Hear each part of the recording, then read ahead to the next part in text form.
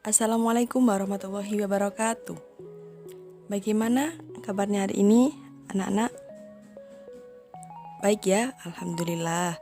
Semoga senantiasa kita dalam lindungan Allah Subhanahu wa taala dan diberikan kesehatan.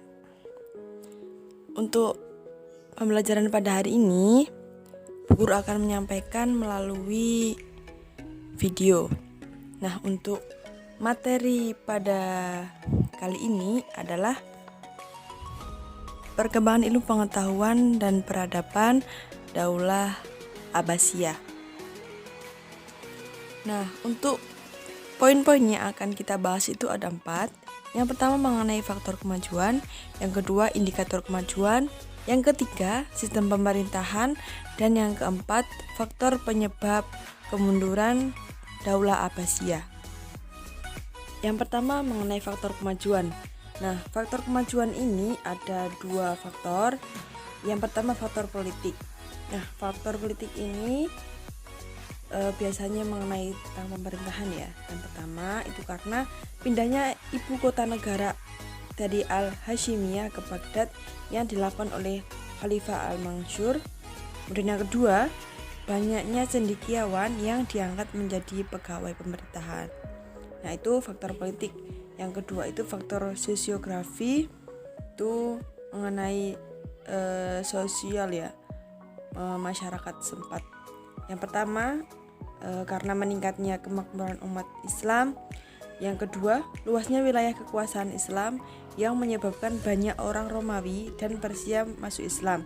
Yang ketiga, terjadinya asimilasi antara bangsa Arab dengan bangsa yang lebih dulu mengalami perkembangan dalam bidang ilmu pengetahuan. Dan yang keempat itu adanya gerakan penerjemah buku filsafat dan ilmu dari peradaban Yunani. Jadi kedua faktor tersebut yang menjadikan faktor kemajuan ilmu pengetahuan dan peradaban pada masa Daulah Abbasiyah.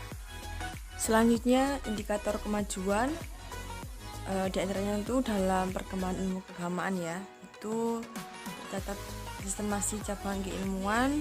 Yang pertama itu dalam ilmu tafsir, yaitu mulai menyusun buku tafsir lengkap dari Al-Fatihah sampai dengan An-Nas. Kemudian yang kedua dalam ilmu fikih terdapat 4 mazhab yang diyakini ya pada saat itu, ada Imam Abu Hanifah, Imam Malik, Imam Syafi'i, dan Imam Hambali. Dan yang ketiga itu dalam ilmu hadis itu muncul sejarawan penulisan hadis-hadis seperti itu. Nah, tadi sudah dijelaskan dalam perkembangan ilmu keagamaan ya. Selanjutnya dalam perkembangan ilmu peradaban dan ilmu pengetahuan. Itu ada 4 bidang. Yang pertama, bidang sosial dan budaya. Itu terjadinya proses akulturasi dan asimilasi masyarakat. Dan yang kedua dalam bidang politik dan militer itu membentuk Departemen Pertahanan dan Keamanan yang dinamakan Diwanul Jundi. Yang ketiga dalam bidang ilmu pengetahuan itu melalui penerjemahan filsafat yaitu dari Aristoteles dan Plato, maka muncullah para filosof muslim yang kemudian mengisi khasanah ilmu pengetahuan. Jadi Aristoteles dan Plato itu merupakan kayak awal gitu loh dari munculnya para filosof muslim. Yang keempat, bidang pembangunan dan tempat peribadatan itu terjadi banyak lah ya bangunan yang dibuat pada saat itu untuk sebagai pusat pendidikan. Ada madrasah yang bernama An-Nizamiyah yang 2 kutab, yaitu tingkat dasar sampai dengan menengah. Kemudian masjid untuk tempat belajar tingkat tinggi dan takhusus. Selain itu juga untuk tempat peribadatan ya umat muslim. Kemudian majelis Mumadoroh, yaitu tempat pertemuan para ahli fikir untuk membahas permasalahan. Kemudian yang 5 itu ada Baitul Hikmah, yaitu pusat kajian kitab-kitab.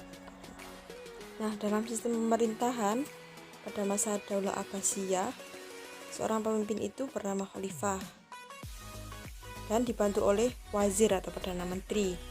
Kemudian wilayah dan tata usaha negara itu bersifat sentralisasi dan disebut dengan An-Nizamul Idari Al-Markazi.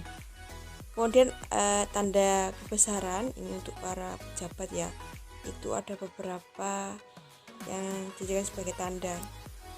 Salah satunya yaitu pakaian kebesaran yang bernama al-burdah, kemudian al-khatim itu cincin dan stempel, dan al-qatib itu pedang.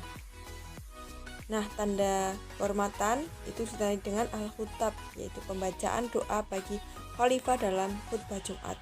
Kemudian asyikah, yaitu pencantuman nama khalifah atas mata uang. Nah, seperti di Indonesia ya, kan mata uang itu kan ada nama-nama toko yang digunakan sebagai atau dicantumkan di dalam mata uang. Kemudian ada at-tiras, yaitu lambang khalifah yang harus dipakai oleh tentara, polisi, dan para pejabat. Dan angkatan perang itu sudah tertata di bawah Diwanul Jundi, yaitu kemiliteran. Kemudian Baitul Mal yang berfungsi sebagai lembaga keuangan dalam pemerintahan. Dan kehakiman itu berpedoman pada kitab-kitab 4 mazhab dan lainnya. Nah, 4 mazhab ini kan tadi udah dijelaskan, ada mazhab Hanafi, Maliki, Syafi'i, dan Hambali. Nah, yang terakhir faktor kemunduran itu ada 2, yaitu faktor internal dan faktor eksternal. Kalau faktor internal itu faktor yang terjadi di dalam itu loh, dari pemerintahan itu sendiri ya. Yang pertama, karena gaya hidup mewah di kalangan para penguasa, jadi hidupnya serba mewah. Kemudian persaingan antar bangsa, yaitu tadi mungkin karena ingin gaya hidup yang mewah untuk dijadikan sebagai persaingan antar bangsa. Kemudian kemerosotan ekonomi, nah ini yang menjadi penyebab juga. Kemudian konflik keagamaan, jadi terjadi banyak berapa konflik mengenai keagamaan pada saat itu. Kemudian faktor eksternal ini faktor yang terjadi di luar gitu, yaitu adanya perang salib yang berlangsung beberapa gelombang dan menelan banyak korban. Jadi dengan adanya perang salib, kemudian kan banyak korban sehingga banyak masyarakat yang meninggal. Kemudian serangan tentara Mongol ke wilayah kekuasaan Islam. Jadi karena terjadinya serangan dari Mongol secara terus-menerus, akhirnya terjadinya kemunduran Daulah Abbasiyah ini. Nah, dari penjelasan materi tadi, apa ada yang masih kurang paham? Ya, semoga paham semua ya. Oke, untuk selanjutnya saya akan memberikan penugasan. Nah, sebelum itu tolong diperhatikan ya, untuk penugasannya itu secara kelompok. Jadi kelompok 1 itu absen 1 sampai 10, kemudian kelompok 2 absen 11 sampai 20, kemudian kelompok 3 itu absen 21 sampai 30. Di situ tipe. Kemudian kelompok 4 itu absen 31 sampai 40. Nah, untuk tugasnya apa? Tugasnya nanti akan saya share di grup WhatsApp. Nah, sekian penjelasan materi sekaligus pembagian kelompok. Selamat mengerjakan. Jangan lupa bekerja secara kelompok dan dikerjakan dengan baik. Oke, sekian, terima kasih. Wassalamualaikum warahmatullahi wabarakatuh.